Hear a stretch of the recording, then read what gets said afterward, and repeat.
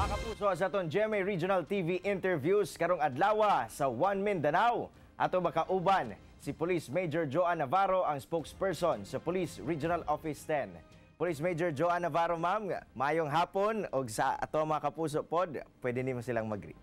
Yes, maayong hapon, Sir Cyril, and of course ato ang mga televiewers, mga kapuso. Alright, ma'am, diretsahan ta. Unang-una, kumusta ba ang sitwasyon, ma'am, no, sa ato ang seguridad dinhi sa Region 10 sa Northern Mindanao? Sa kasamtangan nagpabilin nga malinawon ang tibuok Northern Mindanao og padayon ang pagparingkamot sa inyohang kapulisan, kasundaluhan and other law enforcement agencies inubanan sa tabang og kooperasyon sa ato ang katawhan para kining kahusay ug kalinaw magpadayon. Ma'am, makasubo no kay di pa lang madugay adunay engkwentro nga nahitabo sa may Munay, Lanao del Norte, which is apil sa ato sa Northern Mindanao nga mipatay pod sa mga kasundaluhan nato. Kamusta ba, ma'am, ang ato ang mga security adjustments kung aduna ba, and then unsa bay mga monitoring pod nga ginahimo nato aron di na masubli no or mapakgang ning mga ingon ani? Sir Cyril, no, sa ato ang monitoring, wala kitay identified nga mga local terrorist group nga ga-operate sa Northern Mindanao din sa ato ang rehiyon.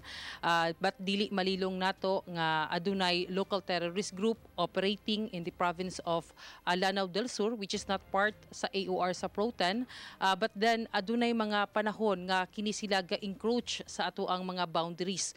O kana ang padayon nga gina-collaborate nato, gina-coordinate nato with our counterparts from the Armed Forces of the Philippines.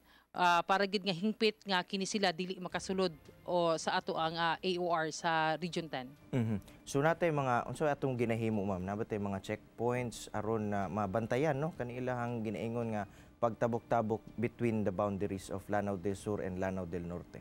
Yes, Sir Cyril, no, unang-una sa tanan ato ang aduna kitay pagpahingusog sa ato ang coordination and collaboration as to the interoperability with our counterparts from the Armed Forces of the Philippines.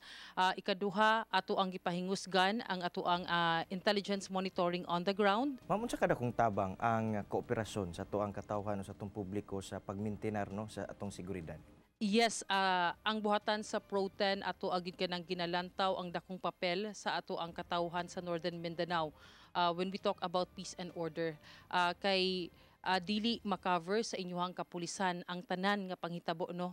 Ato ang gina sa kanunay ato ang ginaaghat ang ato ang katawhan sa pagkooperar no sa ato ang kapulisan through information, paghatag og information sa ato ang kapulisan, pag-report sa mga unusual nga mga activities sa ilahang palibot, mga panghitabo, mga krimen, and of course pag-report sa mga tawo nga adunay kadudahang lihok. Daghang salamat, Police Major Joan Navarro no, sa oras nimong gihatag, ma'am, sa One Mindanao.